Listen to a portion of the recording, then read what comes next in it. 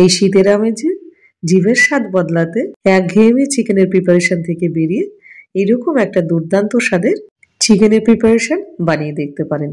আর এটা ভাত, রুটি, লুচি, পরোটা, রাইস, নান যার সাথে বলবেন তার সাথেই কিন্তু বাজিমাত। আজকে আপনাদের করে দেখাবো ধনিয়া চিকেন।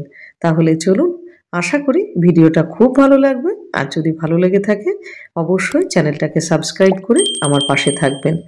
প্রথমেই এখানে নিয়ে নিয়েছি 600 গ্রাম চিকেন। আর চিকেনের পিসগুলো ঠিক এইরকমভাবে কেটে নিয়েছি। এবার চিকেনগুলোকে পরিষ্কার করে ধুয়ে এবার এটা ম্যারিনেট করে রাখবো। তার জন্য দিয়ে দিলাম 1 চামচ লবণ, 1 চামচ হলুদ, 1 চামচ ধনে গুঁড়ো এবং দিয়ে দেবো 1 চামচ জিরে গুঁড়ো। জিরে গুঁড়ো দেওয়ার পরে এবার দিয়ে দিলাম রঙের জন্য 1/2 চামচ কাশ্মীরি লাল লঙ্কার গুঁড়ো। আর দিয়ে দেবো এখানে 100 গ্রাম টক দই।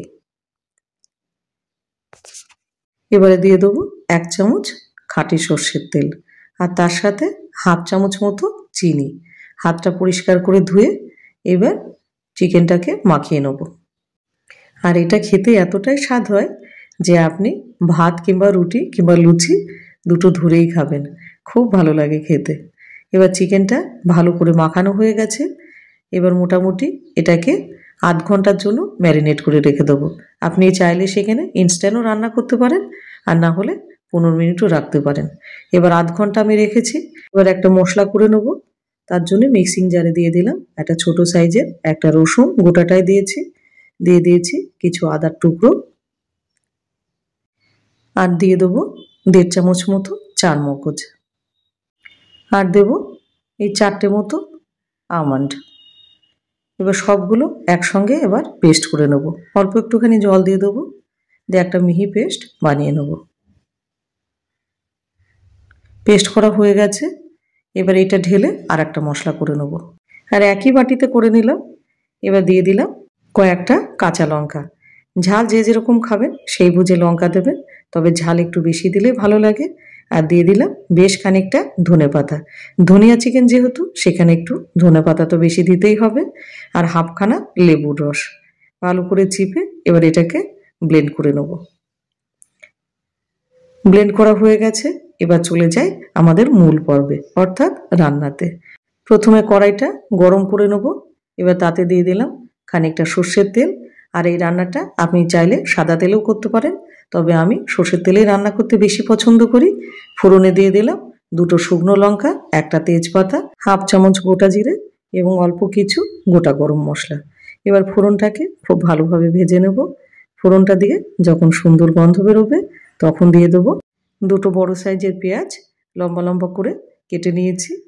এবার সেগুলো দিয়ে দিলাম। এবার পেঁয়াজটা দেওয়ার পরে গ্যাসের ফ্লেম লো টু মিডিয়াম করে এবার পেঁয়াজটাকে বেশ লাল লাল করে ভেজে নেব। আর খেয়াল রাখতে হবে পেঁয়াজটা যেন খুব বেশি ভাজা না হয়ে যায়, মোটামুটি গোল্ডেন ব্রাউন হলেই হবে। পেঁয়াজটা খুব সুন্দরভাবে ভাজা হয়ে গেছে। এবারে দিয়ে দেবো চারমগজ এবং আদা রসুন দিয়ে যে পেস্টটা করলাম সেটা। এবার পেস্টটা দেওয়ার পরে এবার এটাকে ভালো করে কষিয়ে নিতে হবে। গ্যাসের ফ্লেম লো টু মিডিয়ামে রেখেছি। মশলা যত ভালোভাবে কষাবেন তরকারির স্বাদ কিন্তু ততটাই ভালো হবে। মশলাটা কষানো হয়ে গেছে। এবার দিয়ে দেবো ম্যারিনেট করা মাংসটা।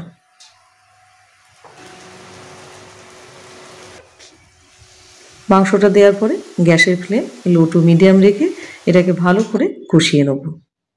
আর মাংস কষাতে কষাতে যে জল বেরিয়ে যাবে তাতেই কিন্তু কষিয়ে নিতে হবে, আলাদা করে কোনো জল ব্যবহার করা যাবে না।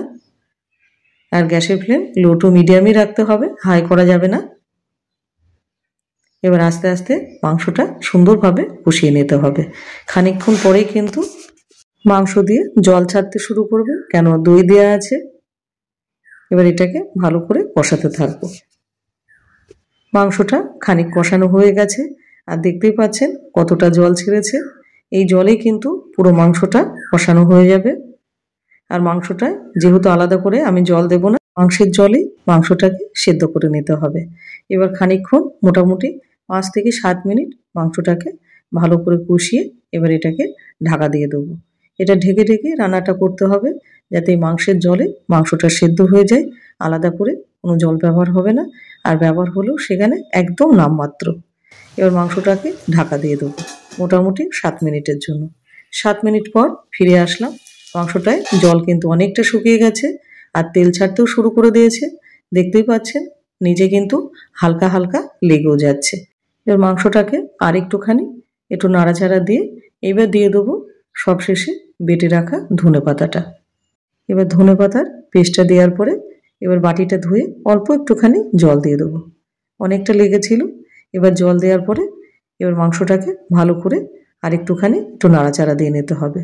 ধনেপাতার পেস্ট দেওয়ার পরে অনেকক্ষণ যদি আপনি এটাকে কুক করতে থাকেন, তাহলে ধনেপাতার সেন্টটা আপনি আর পাবেন না। ধনিয়া চিকেনের স্বাদটা কিন্তু আর থাকবে না। আর আমার এই ভিডিওটা আপনি কোথায় থেকে দেখছেন সেটা অবশ্যই কমেন্ট সেকশনে জানাবেন। আর কারা কারা এইরকম ধনিয়া চিকেন খেতে পছন্দ করেন সেটাও জানাতে ভুলবেন না। এর আগের ভিডিওতে চট্টগ্রাম থেকে একজন কমেন্ট করেছেন, অনেক ধন্যবাদ দাদা ভাই আপনাকে। এবার চিকেনটাকে ভালো করে 4 থেকে 5 মিনিটের জন্য একটুখানি নেড়ে নিতে হবে। এবার খানিকক্ষণ নাড়ার পরে এবার দিয়ে দেবো 1 চামচ মতো গোলমরিচের গুঁড়ো। আর এই গোলমরিচের গুঁড়োটা অবশ্যই বাড়িতে করে দেবেন, তাহলে চিকেনের স্বাদটা খুব ভালো আসবে। এবার গোলমরিচ দেওয়ার পরে ভালো করে একটুখানি নাড়াচাড়া দিয়ে এবার দিয়ে দেবো 1/2 চামচ মতো বিট লবণ। আর এই ধনিয়া চিকেনে বিট লবণ দেওয়াতে স্বাদটা কিন্তু একদম অন্যরকম আসে। এবার বিট লবণ দেওয়ার পরে এবার লবণটাকে ভালো করে মিশিয়ে নিতে হবে। এবার দিয়ে দেবো 1 চামচ মতো বাটার। এবার বাটারটা দিয়ে 1 মিনিট মতো ওখানে নাড়াচাড়া দিয়ে নেবো, যাতে বাটারটা ভালোভাবে মেল্ট হয়ে যায়। আর এইরকম ধনিয়া চিকেনের সাথে আপনি কী ধরনের খাবার খেতে পছন্দ করেন সেটা অবশ্যই কমেন্ট সেকশনে জানাবেন। এবার বাটারটা ভালোভাবে মেল্ট হতে দেবো, আর ততক্ষণে নাড়তে হবে যাতে নিচে না লেগে যায়। বাটারটা খুব ভালোভাবে মেল্ট হয়ে গেছে, আর চিকেনের কালারটাও কিন্তু দুর্দান্ত এসেছে, আর তেলটা ছাড়তে শুরু করে দিয়েছে। আর এইরকম চিকেন একবার যদি আপনি বানিয়ে খান, এটা কিন্তু বারবার খেতে ইচ্ছা করবে। এই শীতে অবশ্যই এই ধনিয়া চিকেন একবার হলেও ট্রাই করবেন। আর এটা যার সাথে আপনি খাবেন তার সাথে কিন্তু দুর্দান্ত লাগে। নাড়ানাড়ির পর্ব এবার সমাপ্ত হলো। এবার করব গ্যাসটা অফ। চিকেনটা আমাদের হয়ে গেছে। এবার সুন্দর করে পরিবেশন করে দিন, যা দিয়ে আপনি খেতে পছন্দ করবেন। ভাত, রুটি, লুচি, পরোটা, নান, রাইস, আপনার যেটা দিয়ে মন চায়। তাহলে রেডি হয়ে গেল ধনিয়া চিকেন। দেখতেই পাচ্ছেন কালারটা। আর আপনাদের ভিডিওটা কেমন লাগলো সেটা অবশ্যই কমেন্ট সেকশনে জানাবেন। আর আজকে আমি পরিবেশন করব এরকম ফুলকো ফুলকো লুচি আর এরকম জিভে জল আনার সাথে ধনিয়া চিকেন। ওহ, জাস্ট কথা হবে না, শুধুমাত্র ছবি হবে। আর আপনি কি দিয়ে খেতে পছন্দ করেন সেটা অবশ্যই জানাবেন। ভিডিওটা আশা করি আপনাদের ভীষণ ভালো লেগেছে। আর যদি ভালো লেগে থাকে অবশ্যই চ্যানেলটাকে সাবস্ক্রাইব করে আর সুন্দর করে একটা কমেন্ট এবং তার সাথে একটা লাইক করবেন। আর হ্যাঁ, শেয়ার করতে ভুলবেন না। এত সুন্দর একটা চিকেনের রেসিপি তুলে ধরলাম আপনাদের সামনে। ভিডিওটাকে প্রচুর পরিমাণে শেয়ার করে স্বাদের ভাগিদার হন। তবে আজ আসি, ভালো থাকবেন।